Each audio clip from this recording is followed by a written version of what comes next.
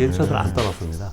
오히려 조금 더 늘었어요. 네. 네, 개인투자는 지금 이번 하락에 떠나지 않았어요. 더 사지도 팔지도 못하고 있는 상황이에요. 다만 뭘 해야 되느냐. 그래서 삼성전자 사는 사람은 저는 그렇게 사야 된다고 생각을 좀 하고 있고요.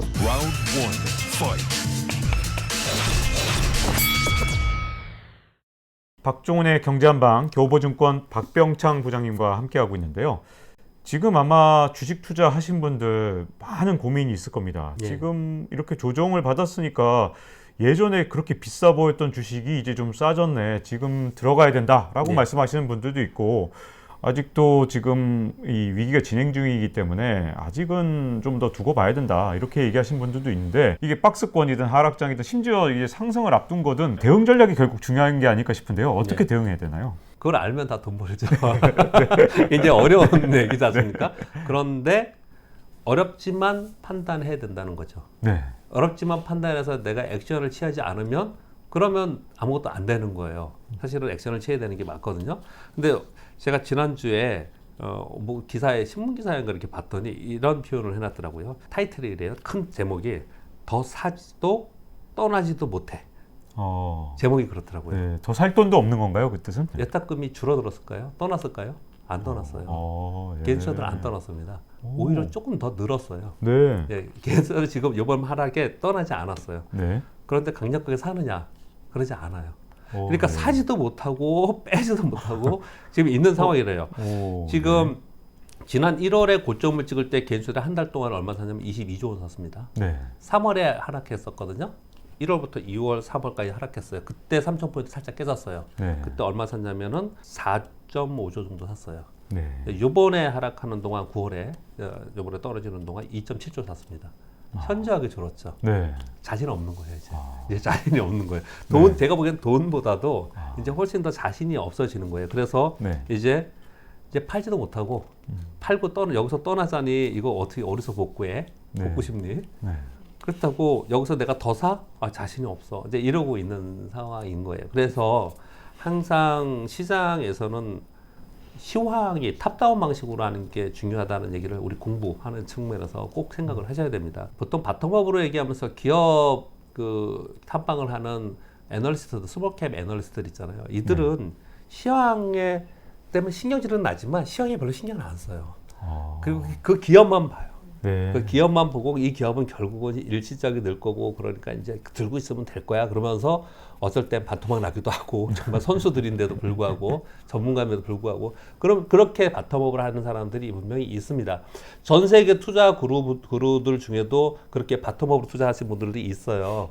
그런데 정석은 거의 대부분 탑다운으로 하죠. 네. 시황을 판단하고 주도 섹터 판단하고 주도 종목 판단하고 그러고 나서 이제 종목을 이제 찾아서 거래를 이렇게 하죠.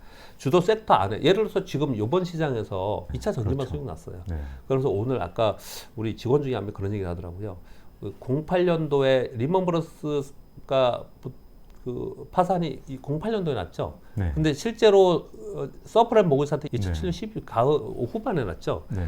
2005년부터 2007년 동안 2년 동안 그 소위 그 중국이 세계 공장이라고 하면서 조선주 10배 갔습니다. 네. 현대중공업 10배가, LG화학 10배가. 그랬었죠. 네. 그거 아니고 딴 거에서 돈이 수익이 안 났었어요. 네. 이번에 2차 전지만 그러고 끝나는 거 아니야? 네. 이런 얘기를 하는 사람도 있긴 있더라고요. 네. 과거 역사. 근데 제가 뜨끔했어요. 되게 예리하다. 네. 또 그렇게 예리하다. 그렇게 볼 수도 있겠구나. 네. 이 상황에서 제가 왜 탑타운 얘기라고 엉뚱한 얘기를 꺼냈냐면요. 시황 판단이 분명히 돼야 돼요. 네. 내가 시황 판단이 맞든 틀리든 시황 판단을 분명히 하고 있어야지 내가 시황을 올라갈 거라 생각했는데 내 예상과 달랐어? 그럼 내가 틀렸구나 하고 매도를 할 수가 있는 거잖아요. 네. 근데 올라갈 때나 내려갈 때나 내가 판단이 없어. 네. 그러면 올라가면은 그냥 기분 좋고 내려가면 겁나고 그냥 감정의 기복만 계속 있는 거죠. 네. 그래서 시황 판단은 분명히 있어야 된다고 생각을 하고 시황 문서 우리 같이 말씀을 나눴지 않습니까? 네. 시황이 지금 전반적으로 대세 상승을 치고 지금부터 신축을 한다고 하니 이제부터 연말 내리고 내년 반등은 약간씩 주지만 내년도 내리고 계속 내릴 거라고 생각하는 사람은 반등할 때마다 팔아야 돼요. 그렇지 않습니까? 그러네요. 계속 네. 내릴 거라고 생각하는 네. 사람은 반등할 때마다 이제 팔아야 되는 그게 거고요. 기회네요. 팔릴 네. 수 있는. 저는 어떻게 보냐면 박스권 그러니까 우리가 2011년부터 언제부터 2010년부터 6년 박스피 있었죠. 네. 저는 그럴 가능성이 상당히 있다. 지금 제가 말씀드린 거 아닙니다. 오래전부터 제가 그렇게 말씀을 드리고 있는데 네, 네. 그렇죠. 오래전부터 경제 한 방에 나오셔도 그렇게 제가 말씀하셨습니다. 그럴 가능성이 상당히 있다고 저는 생각을 하고 네. 있거든요. 그렇게 보는 사람의 입장에서 보면은 꼭 주식 종목을 다 팔고 떠나야 되는 상황은 아니에요. 네. 왜냐하면 박스권 안에 있을 때는 기업들이 박스권에 있다는 얘기는 뭐냐면 돈이 이 안에서 움직이고 있다는 거거든요. 그러면 섹터별 순환이 되고 종목별 순환이 돼요. 네. 그래서 그 안에서 투자해서 수익을 낼 기회가 발생이 되거든요. 6년 동안 박스피에 있었던 동안에 2015년도에 코스닥은 폭등했었습니다. 그랬었죠. 중국의 소비주라 그래서 화장품 아모레퍼시픽 10배 가고 그럴 때 2015년도였어요. 그렇죠. 그때 코스피는 박스피였어요. 네. 왜냐하면 종목 장세가 되기 때문에 그러는 거거든요. 저보고 지금 대세하라고 갈 거야, 뭐로 갈 거야라고 답을 딱 얘기해달라 그러면 그 정도 자신은 없고요. 제가 그 정도 능력은 없고요. 대세하락으로 본인이 판단하는 사람은 올라갈 때마다 조금씩 해서 줄여나가면서 그 다음에 이제 많이 하락할 때 살 준비를 해야 되는 그런 투자 전략을 가져가야 되는 게 맞을 거 아닙니까? 올해 연초 지수가 얼마인지 아세요? 2,870 몇 포인트가 그래요. 네. 2,900 깨고 내려가면 올해 마이너스 돼요. 이번에 네. 올해 지수 마이너스 됩니다. 그렇게 안 되게 그렇게 안 바라야겠네요. 됐으면 좋겠어요. 네. 저는 3,000에서 3,050% 요 사이에 있을 거라고 저는 지금 단기적으로 보는데요. 요 안에 있을 거라고 생각하는 사람의 입장에서는 지금 팔 때는 늦었죠. 네. 늦었죠. 이 사람들은 이제는 그 기업을 가지고 믿고 가야 되거든요. 네. 그래서 요즘에 많은 전문가들이 뭐라고 얘기하냐면요. 교체 시기가 왔다. 이렇게 얘기합니다. 교체 시기. 포트폴리오의 재정배 시기가 왔다. 이렇게 네. 표현하거든요. 네. 그러니까 이거 지금 팔란 얘기를 안 해요. 네. 사란 얘기도 안 해요. 아까도 말씀드렸잖아요. 개인투자들이 지금 더 사지도 팔지도 못하고 있는 상황이에요. 다만 뭘 해야 되느냐? 종목 교체를 해놔야 돼요. 네. 종목 교체를 해서 나는 얘가 설령 여기서 좀 더 하락하거나 지금 시황이 안 좋다 하더라도 얘 자기 가치에 맞게 주가가 오를 때까지 난 기다릴 수 있는 종목으로 만들어 놓고 이제 그냥 기다리는 수밖에 없는 거예요. 요즘에 삼성전자 얘기하면 굉장히 힘들거든요. 삼성전자 얘기가 굉장히 힘든데 네. 그렇다고 회피하면 안 되고 야 삼성전자에 너무 많은 분들이 고생을 하시고 그런 얘기를 했더니 우리 집사람이 주식을 하나도 몰라요. 네. 진짜 관심 없어요. 네. 그런데 뭐라고 그러냐면 무슨 점쟁이야? 어떻게 맞춰? 그러면서 그래도 얘기는 해야지. 네. 그런 얘기를 하더라고요. 네. 그 말에 제가 용기를 얻어서 말씀을 드려보면 네. 여러분 삼성전자를 지금 가지고 계신 분들은 지금 팔아요? 지금 팔아야 돼요? 그렇게 판단하기 좀 힘들 것 같은데요. 지금 판다? 네, 그 정도. 저는 지금 팔면은 그건 네. 아니라고 생각해요. 네. 일단 저는 기적 분석을 하는 사람이니까 네. 기적 분석으로 볼 때도 삼성전자가 작년에 팬데믹일 때 4만 원 정도 갔었어요. 그렇죠. 그리고 나서 팍 빠졌다가 다시 올라서 6만 원까지 왔거든요. 네. 이거는 삼성전자의 정상적인 주가 흐름이 아니에요. 이건 팬데믹으로 움직인 거니까 네. 6만 원서부터 시작이에요.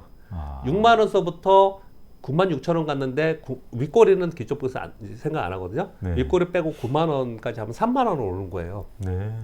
50% 오른 거잖아요. 많이 오른 거죠. 삼성전자가 오른 거니까. 근데 이게 거기서 15,000원을 9만 원에서 빼보세요. 그러면 7만 5천 원이죠. 네. 근데 제가 9만 원이라고 지금 표현했는데 제가 계산할 때 7만 2천 원이 그 중간 정도 라인이 되더라고요. 네. 7만 원 선 아래는 삼성전자가 이제 기업 분석을 하시는 분들은 이렇게 표현하잖아요. 이거를 이 기업이 향후에 이익이 얼마이고 그래서 적정 가치로 봤을 때 얼마 되면 저평가 구간 이렇게 표현하지 않습니까? 그걸 항상 보고서 그걸 이제 수긍하고 투자를 하지만 네. 트레이더들은요 저평가 구간 들어왔으니까 그냥 사 이렇게 하지 않아요. 네. 트레이더들은 저평가 구간은 돼도 바닥 밑에 지하가 있다며요. 네. 지옥이 있고 네. 더 내려갈 수 수급에 의해서 더 내려갈 수 있거든요. 수급이 바뀌는 걸 보는데 지금 현재 수급이 바뀌지 않았어요. 그런 가운데 지금 7만 원 선 7만 2천 원으로 저는 중간 라인을 봤는데 지금 6만 9천 원 지금 얼마인지 모르겠지만 7만 원 선 전후 정도는요. 기적 분석상으로도 상당히 사람들이 사고 싶은 수급적 요인의 정도 어느 정도 와 있어요. 네. 그런 의미에서도 보면은 삼성전자의 지금 주가는 팔아야 되는 주가는 아니다라고 저는 생각을 합니다. 네. 그러면 갖고 있는 사람은 그렇게 보고 새로 투자하시는 분들. 예, 새로 이제 살려고 하는 사람은 어떻게 되냐는 거예요. 네. 자, 그러면 이렇게 보죠. 좀 전에 말씀드렸다시피 자, 이 가격은 삼성전자의 지금 디램 가격이 하락을 하고 그런 것들 다 반영한다 하더라도 저평가 구간이야. 그러니까 여기서 사서 이제 있으면 돼. 아니 8만 원도 샀잖아. 7만 8천 원 사고 7만 5천 원 샀는데 왜 이 가격이 6, 7만 원 떨어졌는데 왜 못 사? 여기서 네. 사가지고 남들보다 더 싸게 사서 기다리면 되지라고 이제 기적 가치 분석에서 그렇게 얘기를 하지 않습니까? 그렇죠. 근데 이제 기적 분석에서 볼 때는 얘가 터닝한 걸 확인하고 사거든요. 네. 이제 7만 원 아래에 있잖아요. 네. 그러면 얘가 다시 터닝하려면 추세라는 게 있잖아요. 네. 여러분 이건 추세는 무시 못합니다. 상승으로 계속 가는 애는 여기서 잘 벗어나지 않아요. 어. 꽤 오랫동안 뭐 3개월이든 6개월이든 상승으로 가잖아요. 네. 이 하락 추세에서 벗어나려면은 추세의 반전이 필요하거든요. 추세의 반전이 아직 없어요. 네. 그래서 시장에서 뭐라고 얘기하면 항상 저 밑바닥에서 사는 게 아니고 발목에서 확인하고 발목에서 사라라고 얘기를 하는 거예요. 발목이라는 건 결국은 이렇게 반등을 한 다음에 그 반등을 한 걸 확인한 발목. 그렇죠. 이렇게 해서 반등하는 걸 쫓아 사는 게 아니고요. 네. 여기서 저점 밑에서 헤매다가 올라갔다가 네. 다시 내려가요. 아. 이게 다시 저점을 깨지 않고 올라갈 때 이게 추세가 반전이 되는 거거든요. 네. 추세 반전을 확인하고 사야 된다고 해요. 이제 보통 얘기를 해요. 만약에 추세 반전을 확인하고 산다면 7만 3천, 4천 원에 사게 될 것 같아요. 네. 제가 그 추세를 볼 때는 사려는 사람은요. 저 높은 가격에서 이거를 분명히 네. 산 사람도 많고 그때도 가지고 있으면 된다고 했는데 훨씬 더 낮은 가격이니까 메리트 있는 건 분명히 맞잖아요. 네. 다만 여기서 어떤 사람은 시장이 더 많이 대제 하락으로 갈 거라고 걱정하는 사람도 있잖아요. 네. 그러니 이거를 나는 확인을 하자라는 측면에서 삼성전자가 저점을 찍고 1차 오를 때 사지 말고 네. 내려왔을 때 저점을 깨지 않고 다시 올라가는 그런 지점에서 전 사야 된다고 생각을 합니다. 네. 그래서 삼성전자 사는 사람은 전 그렇게 사야 된다고 생각을 좀 하고 있고요. 또 지금은 저는 매수를 염두에 두는 건 맞다고 생각을 하고 있습니다. 왜 그러냐면요. 네. 지금 디램 가격이 4분기에 하향을 한다라고 해서 그동안에 내렸고요. 네. 그리고 내년도까지 내린다 그래가지고 마이크론 테크놀로지랑 인텔이랑 이게 또 빠진 거예요. 이게 한 번 더 빠진 거예요. 그렇죠. 저는 그런 거 잘 받아들이긴 하지만 액면으로는 안 믿습니다. 아. 왜 안 믿냐면 아니 그러면은 그 말 다 믿고 했으면 반도체 빅사이클 맞서야죠. 그렇죠. 반도체 빅사이클 어디 갔어? 네. 그렇지 않습니까? 그렇죠. 네.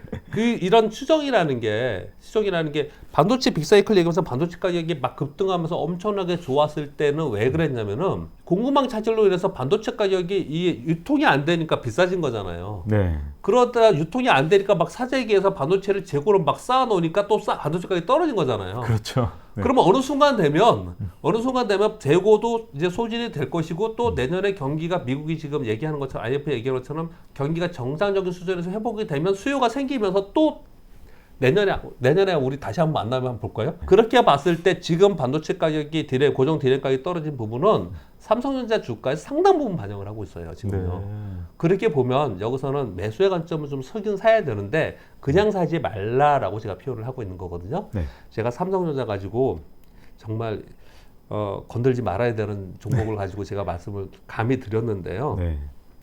똑같다는 거예요. 다른 종목들도요. 네. 지금 질문 주신 게 이런 거지 않습니까? 지금 팔아야 되느냐 반등할 때보다 네. 아니면 내가 이것을 들고 있어야 되느냐 아니면 어떤 걸 사야 되느냐 지금 삼성전자를 제가 설명드린 거하고 똑같은 개념으로 봐야 된다고 저는 생각을 한다는 거예요. 주식을 내가 판단하는 게 중요한 시점이다. 저는 네. 네. 그렇게 저는 보고 있습니다. 아, 그리고 이제 지난 시간에 이제 박스권에 혹시라도 빠지게 되면 이제 종목 장세나 이런 것들이 오게 될 수도 있다고 말씀하셨는데 그렇게 되면 앞으로 어떤 섹터에 관심을 가지면서 좀 봐야 될까요? 요즘 고민이 진짜 많아요. 저도 개인적으로 너무너무 고민이 많습니다. 네.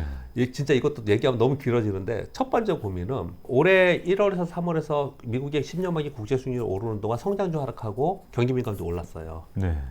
왜냐하면 경기가 좋아질 거라는 그때 백신 나올 때거든요. 그렇죠. 경기가 좋아질 거라는 건 선반영에서 그렇게 움직였어요. 근데 그건 기대였습니다. 네. 그냥 기대일 뿐이었어요. 근데 이번에 위드 코로나가 되면 요번에 국제 수익률 올라가는 구간에는 이건 기대가 아니고 정말로 경기가 이제 슬로우다운 됐다가 정상 궤도로 회복이 되면은 이제 성장주 시대에는 이제 금리가 올라가니까 성장주 시대는 지고 경기 민감주가 가는 거 아니야? 이런 고민을 이제 지금 해야 되는 시기예요. 네. 야, 그럼 경기 민감주에서 내가 좀 잘 골라내야 되는 부분이 좀 있어야 되겠다라는 고민을 또 하는 거고요. 그리고 또 이런 것도 있습니다. 소위 리오프닝이라고 얘기하는 위드 코로나 얘기하면서 여행, 항공주 뭐 이런 거 해야 된다 그러잖아요. 네. 근데 뭐 위드 코로나 된다고 뭐 갑자기 그들이 실적이 좋아지는 건 아니에요. 그렇지만 시장은 주가는 항상 선반영하면서 기대감에 움직이니까요. 네. 근데 얘네들이 안 올랐냐? 아니에요. 얘들도 백신 나오면서 한 번 또 올랐어요. 네. 그랬다 지금 빠졌다가 다시 움직이는 거거든요. 야, 그러면 이번엔 진짜로 위드 코로나 돼가지고 얘네 실적이 정말 좋아질까? 이것도 또 고민인 거예요, 지금요. 그렇죠. 또, 예, 그것도 고민이에요. 네. 여러 가지 고민이 되게 많습니다. 지난주에는 저는 아주 심각한 고민을 하나 했어요. 뭐냐면요. 네. 지난주에 시장이 폭락하고 목요일인가에 탄소 중립 수소 경제 종목들이 있죠. 네. 얘네들이 다 급락했었어요. 신재생 에너지 애들이. 네. 그 다음날 곧바로. 네. 왜 급락했냐면요. 세계 유수의 언론들이 그리고 우리나라에서도 뭐라고 얘기했냐면 지금 소위 석탄 에너지를 감축하는 그것 때문에 이 위기 에너지 대란이 왔다. 그렇죠. 이런 뉴스들이 네. 막 나왔어요. 네. 그러면서 우리 탄소 중립 수소 경제 얘기하면서 이 기후 온난화 얘기하면서 이것 때문에 이걸 자꾸 밀고 하다 보니까 결국은 이 에너지 대란이 왔다. 이걸 좀 늦춰야 된다. 이런 자들이 막 나왔어요. 네. 거기에 아주 주식상가 어마어마하게 민감합니다. 그러니까 네. 곧바로 그 다음날 아. 신재생 에너지 종목들이 그날 막 구도도 떨어졌어요. 그리고 떨어지고 나서 반등을 세게 못하고 있어요. 얘들이. 네. 그것 때문에. 아. 이것 꼭 고민인 거예요. 근데 네. 전 이거 가지고는 제가 아는 분하고 한 1시간 통화를 했는데요. 네. 거꾸로 갈까요? 이거 한 번만 여쭤볼게요. 거꾸로. 아니, 지금 저도 이제 세계는 지금이라는 네. 프로그램에서 네. 항상 이게 외신을 소개하는데 네. 해외 뉴스를 보면 정말 우리나라만 지금 괜찮지 네. 기후 재난이 정말 엄청나더라고요. 진짜 우리가 상상할 수 있는 수준이 아니거든요. 네, 네, 진짜 이제는 그린 에너지는 제가 네. 보기엔 인류의 생존을 위해서 반드시 가야 되는 그렇죠. 길인 것 같습니다. 거꾸로 갈 거는 아니죠. 네. 우리도 그렇게 결론을 내렸어요. 1시간 네. 동안요.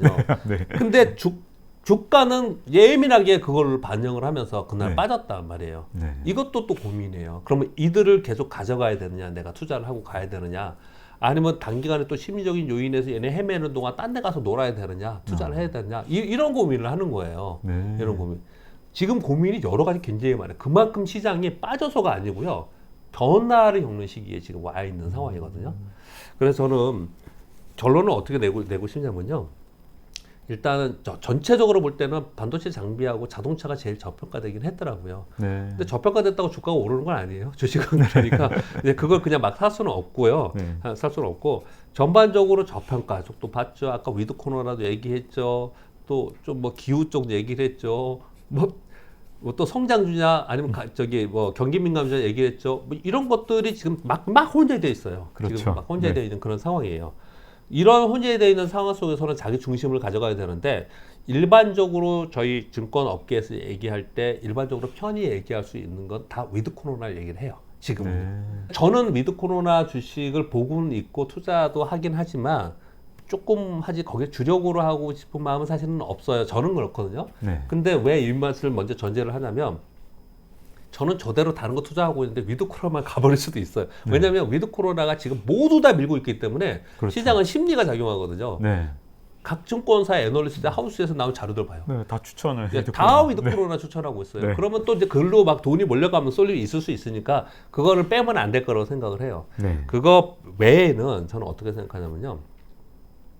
위기가 오고 나서 위기를 극복하게 하는 각국 행정부의 정책들이 있거든요. 네. 그 정책이 이번에 나온 게 뭐냐면 지금 방금 좀 전에 얘기했던 탄소 중립, 수소 경제, 그리고 재생 에너지지 않습니까? 네. 이거는 향후에 단시간에 끝날 문제가 아니고 5년, 10년 동안 계속 갈 문제라고 생각을 해요. 네. 그쪽에 있는 섹터에 있는 것은 구조적 성장을 하는 거잖아요. 네. 엄밀하게 말해서 전기차와 2차 전지도 거기에 들어가 있는 거잖아요. 그렇죠. 거기에 들어가 있는 거. 네. 그쪽에 친환경과 관련된 섹터들, 그런 섹터에 있는 종목들에서 내가 관심을 가지되, 이건 구조적 성장이니까요. 관심을 가지되 하나 더 말씀을 드리면요. 이번 하락 동안 9월 동안에 종목을 이렇게 쭉 봤더니 ETF에 들어가 있는 종목들이 상대적으로 굉장히 세더라고요. 네. 왜 그랬나 생각을 해봤더니 이런 거예요. 지금 우리 개인 투자분들이 막 굉장히 두려워서 해외 ETF로도 많이 가고 이런 얘기도 많이 그렇죠. 하지 않습니까? 네. 그리고 뭐 국내에서도 거래하시는 분들도 국내 ETF 하는데 국내보다는 변동성이 적은 해외 ETF 갈 거야. 네, 그렇게 많이 가고 있어요. 이렇게 ETF로 자꾸 돈이 빠지는 이유는 변동성이 커지고 직접 투자에 자신이 없고 손실이 나다 보니까 보수적인 자금들이 ETF로 가는 거예요. ETF는 펀드입니다, 펀드. 그러면 그렇죠. 오늘 10월 13일 날 메타버스 ETF 4종이 출시가 됐어요. ETF는 꽤 오랜 동안 이 시장을 이끌어갈 가능성이 아주 높아요. 지금 분위기로 봐서는요. 네. 이 자금들이 아마 직접 투자하는 사람들 거의 대부분 ETF 들어갈 가능성이 높거든요. 그렇죠. 실제로 ETF 수익률이 좋아요. 네. 지금 자체도요. 신재생 에너지에 있거나 친환경에 있거나 내가 그쪽에서 종목 구조적 성장주를 내가 하려고 해요. 구조적 성장주에 하려고 하는 종목들에서 내가 선택을 할 건데 그게 ETF 안에 있는 종목이어야지 시장이 하락할 때 물론 두둑이 같이 맞기는 하지만 얘들이 탄력이 아주 좋습니다. 상대적으로 올라갈 때 탄력이 좋은 종목을 선택해야 되기 때문에 구조적 성장주를 선택을 하되 ETF 안에 있는 종목 안에서 선정을 하시면 조금 고생을 하시더라도 수익의 폭이 훨씬 올라갈 폭이 훨씬 더 크다. 저는 그렇게 보고 있습니다. 지금. 어떻게 개인 투자자들이 전략을 가져갈지 그리고 또 어떤 부분에 새로 투자를 해야 될지 종합적으로 좀 말씀을 들어봤고요. 이렇게 2부에 걸쳐서 교보증권 박병창 부장님과 함께 앞으로 이 증시에 대한 대응 전략 얘기를 나눠봤습니다. 감사드립니다. 네, 감사합니다. 고맙습니다. 자, 박종원의 경제한방 이제 마칠 시간 됐고요. 잊지 말고 좋아요, 구독, 알림 설정 부탁드리고 다음 시간에 뵙겠습니다. Round 1, fight.